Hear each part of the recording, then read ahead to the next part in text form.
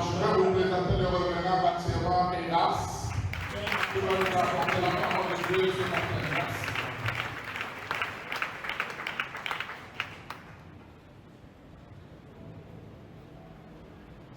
Que le nom du Seigneur soit béni ce matin. Que le nom du Seigneur soit béni ce matin. Que le nom du Seigneur soit béni ce matin. Amen. Je salue ceux qui sont en blanc. Et je crois qu'après certainement le pasteur a un message pour eux. Je voudrais dire merci à Dieu pour le privilège qu'il m'accorde d'être ici. Merci également au pasteur. Vous savez, au-delà du fait qu'on est parents et collègues dans le ministère, il y a quand même des liens d'amitié qui sont soudés depuis de longues années. Et je bénis le Seigneur pour la vie du pasteur. Et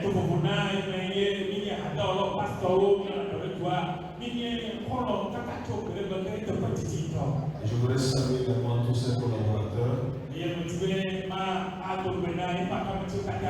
Que Dieu soit béni. Je ne suis pas tellement étranger ici.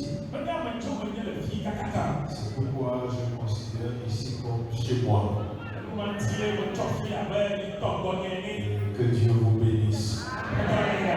Quand vous étiez en train de louer le Seigneur, on était au bureau, ça tremblait là-bas. Et il dit ça, c'est la joie du Seigneur.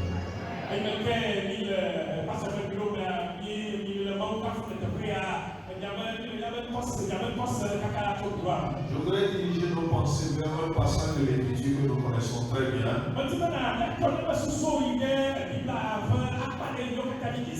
Le livre de l'Évangile selon Saint Jean, son chapitre 11, les versets 39 à 44.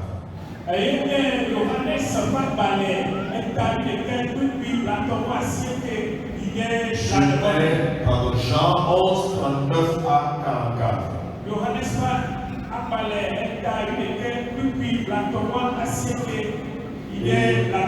Je vais demander à mon interprète de lire ce passage dans la langue.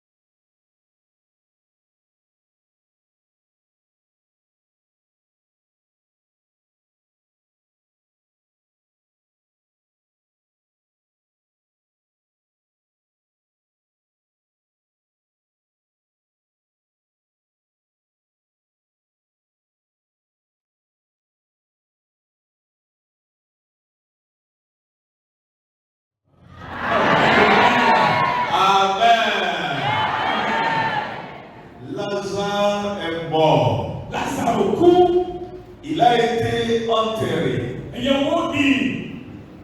Jésus a été invité. Mais est arrivé en retard. Au point où Lazare est passé de la maladie à la mort. Il nous arrive également à des moments donnés connaître des situations semblables. Nous nous disons qu'il n'y a plus rien à faire. Nous avons épuisé nos ressources. Nous avons épuisé nos moyens. Et nous sommes devant une impasse.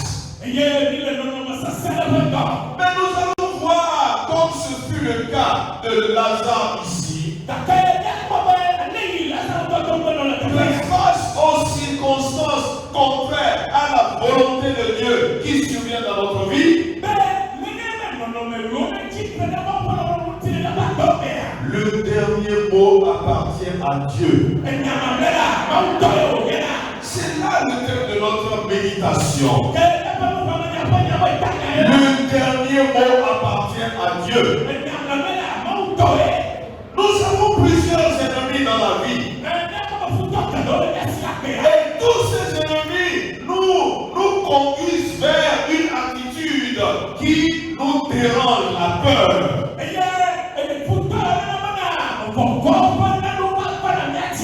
Tout nous fait peur dans ce monde. Nous avons peur de la maladie. Nous avons peur de la pauvreté. Nous avons peur que les ennemis nous fassent du mal. Nous avons peur d'échouer. Nous avons peur du divorce. Nous avons peur de vieillir sans nous marier. Nous avons peur de tout. Mais laissez-moi vous dire ce matin, frères et sœurs, la peur est l'une des occasions que l'ennemi utilise pour briser notre relation avec Dieu. La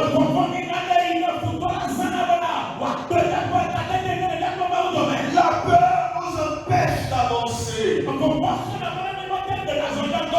peur nous empêche d'avoir foi et confiance en Dieu. Je voudrais nous inviter ce matin à nous appuyer sur Dieu et sa parole. Si tu peux t'appuyer sur Dieu et sur sa parole, tout ce qui te fait peur sera décimé de ta vie au nom de Jésus. Lazare est mort. Avant cela, la peur de le voir mourir avait gagné ses sœurs.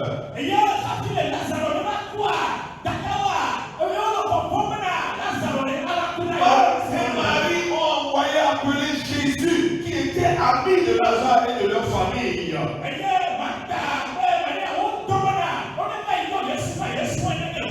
Finalement, la mort a eu raison de Lazare. Cependant, lorsque Jésus est arrivé, Jésus a constaté que les mortiers avaient dit leur dernier mot. Il avait déjà fait 4 jours Lazare dans le tombeau. Humainement parlant, il n'y avait plus rien à faire. Lorsque Jésus a dit ôtez la pierre, ce qui était dans le lieu, tout a été déjà conclu. Lazare, il pue, il sent.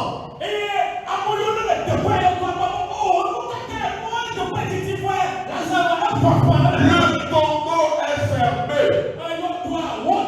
Mais Jésus a dit au verset 39, ôtez la pierre. Ce matin, le Seigneur veut ôter la pierre qui empêche que l'on accède à ta victoire. Mais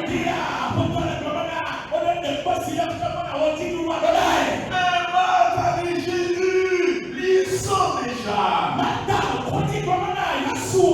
Et le Seigneur lui a dit Marthe, ne t'ai-je pas dit que si tu crois, tu verras la gloire de Dieu?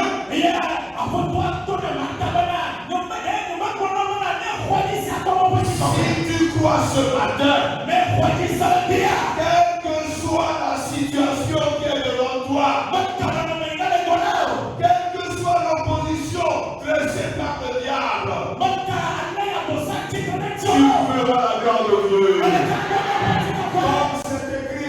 les ossements desséchés revivront dans ta vie au nom de Jésus.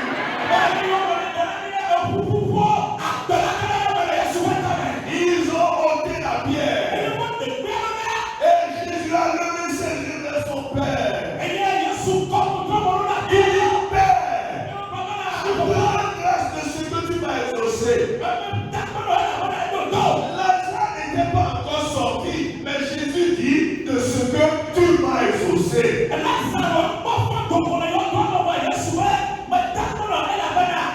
Que Dieu te donne les yeux spirituels. Afin que tu vois ton miracle réalisé avant même et de tes yeux, tu ne le vois.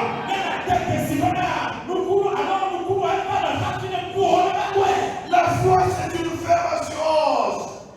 La foi est une ferme assurance.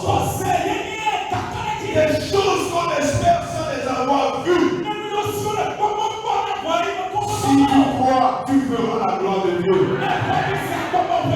Ensuite, Jésus ordonna que la pierre tombale soit ôtée.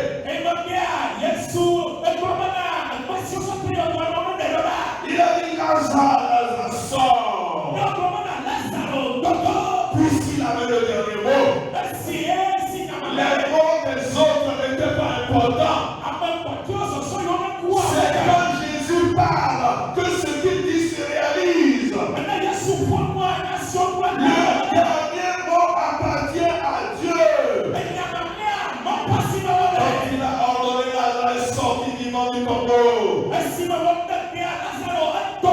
Mon frère, ma soeur dans le Seigneur, le dernier mot n'appartient pas au médecin. Le dernier mot n'appartient pas à ton mari ou à ta femme. Le dernier mot n'appartient pas aux grands de ce monde. Le dernier mot appartient à Dieu. Alléluia. Si ce matin tu crois que Dieu peut dire un mot, si ta situation elle sera décantée, tu verras la gloire de Dieu dans ta vie au nom de Jésus.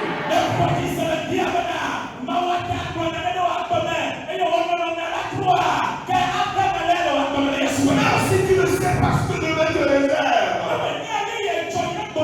même si tu ne sais pas où demain tu iras, même si tu ne sais pas ce que te dira ton patron, ton chef demain, même si tu ne sais pas comment la situation de ta santé finira, sache que le dernier mot appartient à Dieu. Dans ce passage, il y a quelques vérités que je voudrais que nous puissions rapidement souligner. Il y a quelque chose que nous ne percevons pas souvent et qui occasionne le miracle dans notre vie.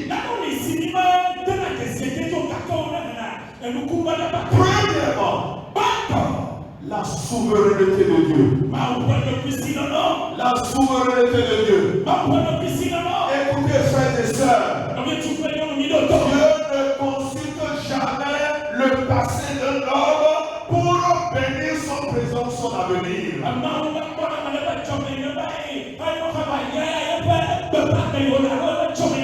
Dieu ne consulte pas la famille d'où tu es issu avant d'accomplir le miracle dans ta vie. Quand nous parlons de la souveraineté de Dieu, nous voulons dire qu'il est puissant pour agir et faire ce qui lui semble bon.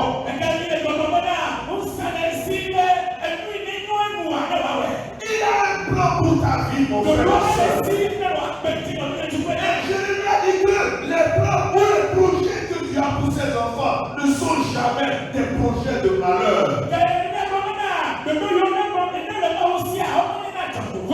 Souvent, nous voulons voir les situations comme les hommes les voient. Mais voyons les situations en nous appuyant sur la souveraineté de Dieu. Quels que soient les hommes,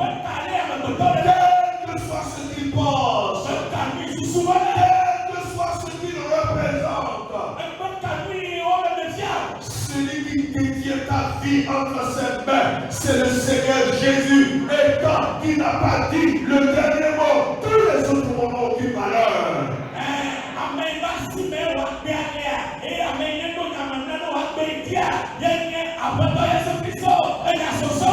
Lorsqu'il est malheur se soit abattu sur la vie de Job, il a perdu tous ses enfants. Il a perdu tous ses biens. Il était réduit à néant parce que sa maladie a été affectée. En regardant Lazare, en regardant Job, tout le monde se disait c'en est fini. Mais le jour où le Seigneur s'est levé dans la vie de Job, et que Job a dit, je sais que mon Rédempteur est vivant. Et qu'il se lèvera le dernier. Tout a changé dans la vie de Job. Au point où il a retrouvé le double de ce qu'il avait perdu. Mon frère et ma soeur, ton Rédempteur est vivant. Il se lèvera le dernier dans ta vie. Et tous ceux qui se moquaient de toi, tous ceux qui voyaient ta vie comme étant un échec, tous ceux qui croyaient que tu finiras dans l'humiliation, ils fermeront les bouches quand ils verront ce que Dieu fera dans ta vie. Si les gens te considéraient comme faux rien, comme rien, ils verront la gloire de Dieu dans ta vie au nom de Jésus.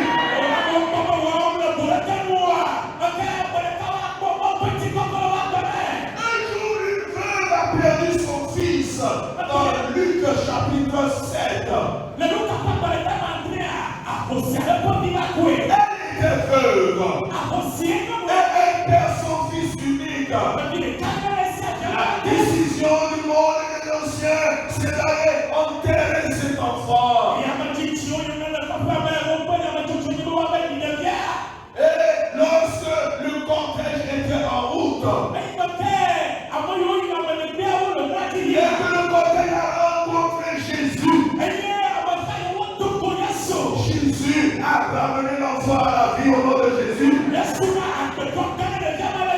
Le monde est revenu à la vie. La veuve sans fils est devenue une veuve avec un fils. Tout ce qui est bon dans ta vie ressuscitera au nom de Jésus. Ceux qui allaient t'enterrer, ils te verront revenir vivant au nom de Jésus.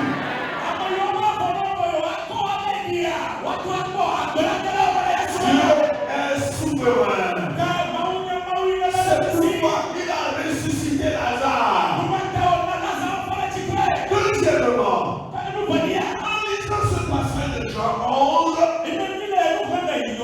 nous voyons la manifestation de la puissance de Dieu. Frères et sœurs, il existe des vies, des destinées qu'on ne peut pas enterrer. Il existe des vies et des destinées qu'on ne peut pas arrêter. Lazare, les gens croyaient que sa vie s'arrêterait. Mais la puissance de Dieu s'est manifestée. Et Lazare est revenu à la vie. La Bible déclare qu'à la sortie de la Bible, Jésus est entré en scène et tout a changé dans la famille de Lazare. Ta vie est sur le point de changer. Parce que la puissance de Dieu va t'agiter. La puissance de Dieu va se manifester. Quand le Seigneur va parler, rien ne pourra l'arrêter. Rien ne pourra entraver l'exécution de sa parole.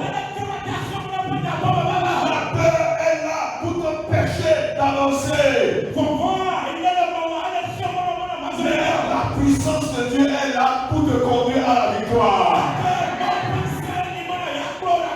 La peur est là pour te faire échouer. La puissance de Dieu est là pour te faire réussir. La peur est là pour te faire tomber. Mais la puissance de Dieu est là pour te relever. Dieu est puissant. Lorsque vous avez la puissance de Dieu qui se manifeste dans votre vie, vous allez triompher. C'est pourquoi vous devez désirer chaque fois la manifestation de la puissance de Dieu dans votre vie. Ne sous-estimez pas la confiance que vous devez placer en Jésus.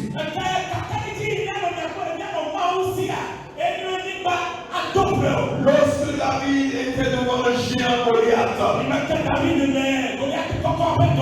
lui a dit, David, les oiseaux du ciel mangeront ta chair aujourd'hui. Mais quand David a compté sur la puissance de Dieu, Goliath a été vaincu. Sa tête a été coupée.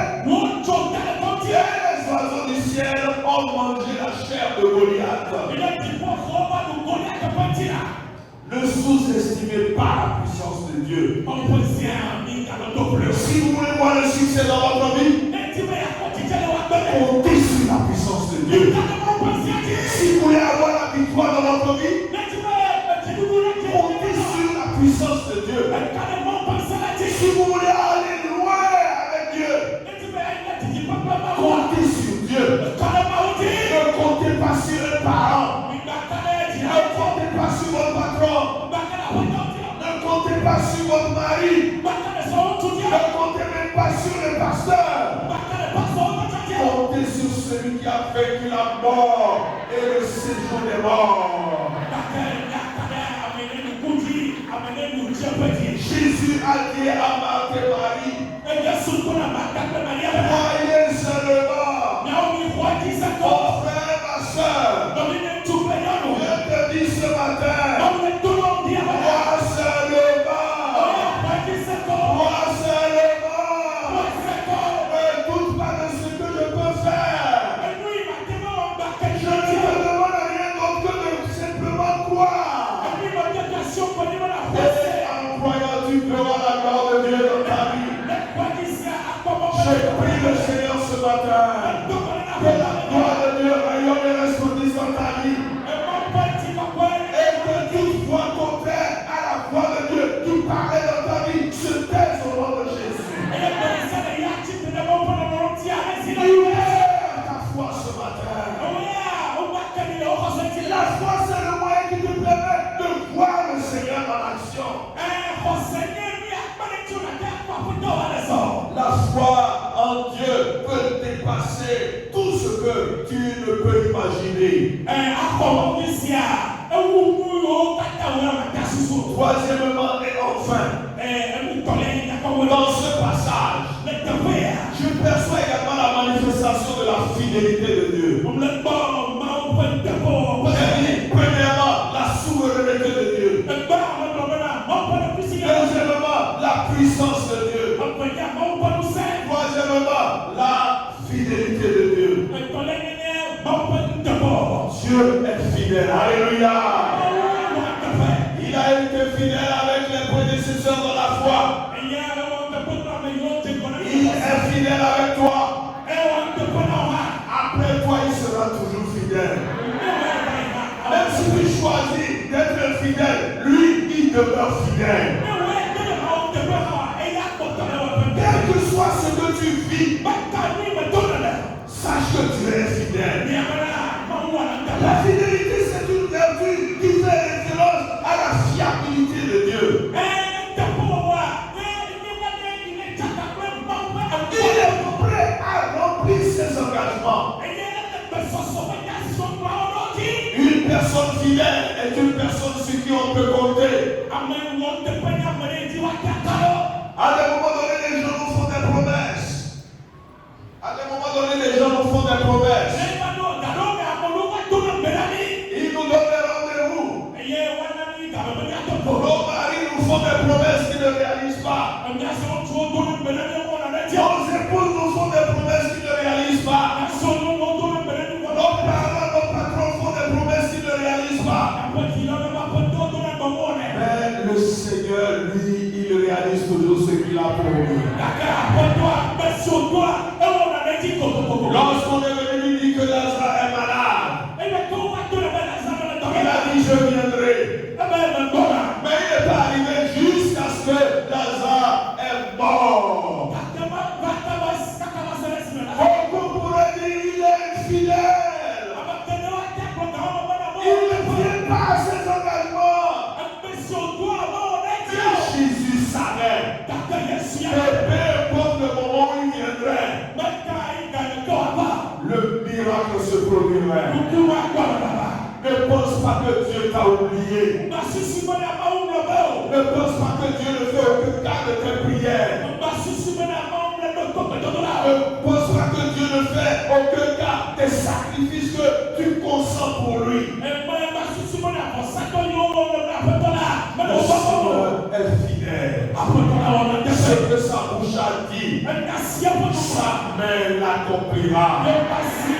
Même si les gens pensent que c'est tard, l'heure de Dieu est la meilleure. L'heure de Dieu est la meilleure. La puissance de Dieu transforme le temps. Elle dépasse le temps. Elle dépasse les époques. Lorsque tu crois que son est fini, c'est alors que la puissance de Dieu se met en branle. Ne t'inquiète pas. Ton Dieu est fidèle. Ton Dieu est fidèle. Je voudrais conclure ce message en disant ceci. Vous avez peut-être beaucoup d'idées ou de bonnes intentions. Mais lorsque vous regardez à la réalité, vous vous dites mais pourquoi? Vous vous dites mais quand? Comment? Parce que cela reste dans votre tête et que vous ne le proclamez pas. Mais ce matin, proclamez la souveraineté de Dieu dans votre vie. Proclamez la puissance de Dieu dans votre vie. Proclamez la fidélité de Dieu dans votre vie. Et vous allez voir que la parole de puissance sera libérée dans votre vie et Dieu agira en votre faveur.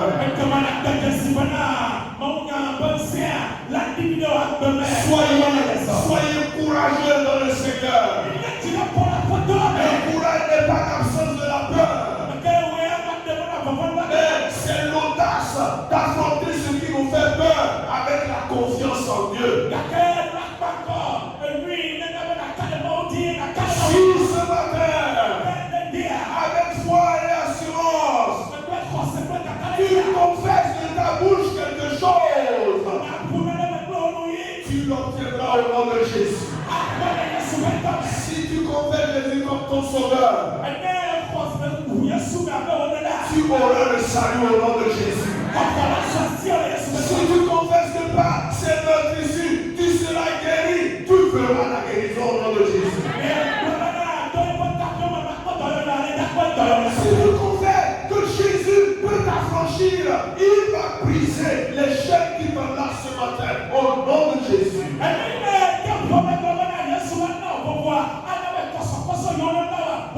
Si tu confesses l'assurance, tu verras que le Seigneur te donnera l'assurance d'un jeune lion. Tu seras fort, tu marcheras sur toutes les situations contraires à la volonté de Dieu dans ta vie.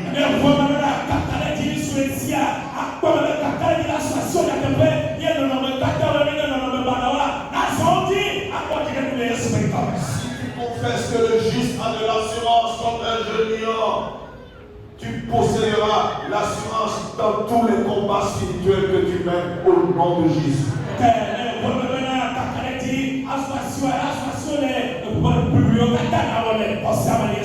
Si tu confesses que le Seigneur ne t'abandonnera jamais, il ne t'abandonnera jamais. Mes frères, ma soeur dans le Seigneur, levons-nous ensemble, nous allons prier le Seigneur. Nous allons confesser de notre bouche ce que nous voulons. Souvent le diable veut que nous confessions ce que nous voyons. En réalité, nous ne voyons rien. Le véritable combat est spirituel. Mais nous allons confesser ce que nous voulons. Oh, dit Seigneur Jésus, voici ce que je veux. Et j'ai appris par ta parole que le dernier mot t'appartient. Seigneur, il est toi maintenant dans ma vie. Que les ossements desséchés reprennent vie au nom de Jésus. Que ce qui est mort dans ma vie ressuscite au nom de Jésus. Commence à prier le Seigneur au nom de Jésus. Élevons la voix ensemble. Prions le Seigneur au nom de Jésus. Confesse au Seigneur de dire ce que tu veux. On peut t'accompagner pendant ce moment. Alléluia, alléluia.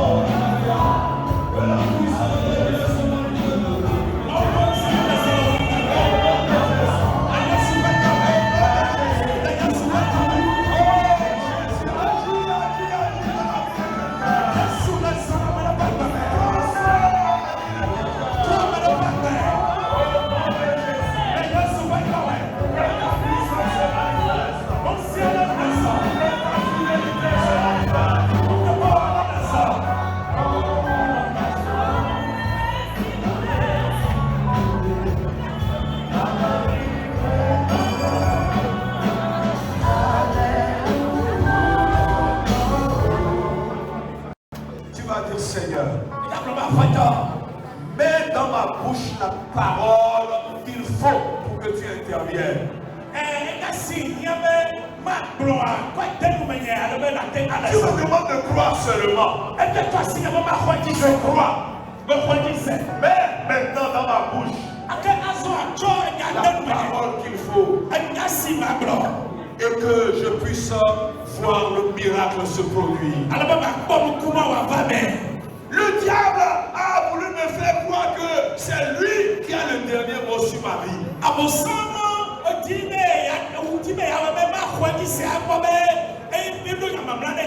Mais ce matin, tu m'as appris que le dernier mot t'appartient. Seigneur, je reconnais que je puis tout par toi. Je reconnais qu'avec toi rien ne sera impossible. Je reconnais que ce n'est pas le diable qui écrira la dernière page de ma vie, mais c'est Jésus. Seigneur, maintenant j'amène toutes mes pensées captives à l'obéissance de ta parole.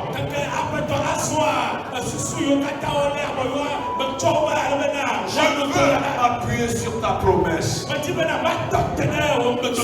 tu as besoin que le Seigneur intervienne dans ta vie maintenant, lève ta main. Je vais inviter le pasteur Yokura qui viendra, il va prier pour toi. Les chaînes de l'adversité vont tomber. La pierre barrière qui fermait ta tombe, elle sera roulée au nom de Jésus. Ce qui était mort dans ta vie ressuscitera au nom de Jésus. À partir de maintenant, et dans la semaine, avant la fin de l'année, tu feras une nouvelle ère s'ouvrir dans ta vie au nom de Jésus. Crois seulement. Crois seulement. Crois seulement. Et tu verras la gloire de Dieu dans ta vie. Garde ta main levée. Le serviteur de Dieu va prier pour toi. Alléluia. Amen. Prions le Seigneur. Seigneur, Dieu souverain. Dieu qui a le dernier mot. Oui, nous croyons en toi et en ta parole. Oui, Seigneur, nous avons reçu ta parole dans nos cœurs. Et c'est elle qui est la vie. Seigneur, regarde les mains levées vers toi. Ces mains que je pense à bout de souffle. Ces mains qui ont besoin de ton secours. Ces mains qui croient. Ces mains dont le cœur fait et croit en ta parole. Croyons que tu as le dernier mot. Le dernier mot. Oui, Seigneur, dans la vie de mon frère, dans la vie de ma soeur. Dis ce mot maintenant. Parce qu'il croit. Dis ce mot maintenant. Ce mot que tu as dit devant la tombe de Lazare. Ce mot qui a dit Lazare, Lazare sort. Oui, que ce mot résonne maintenant. Que ce mot résonne dans le cœur. Que ce mot résonne dans la vie. Résonne.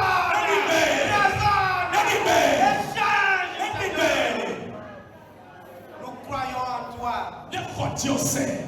Seigneur, lorsque le mot fut prononcé, la situation a changé.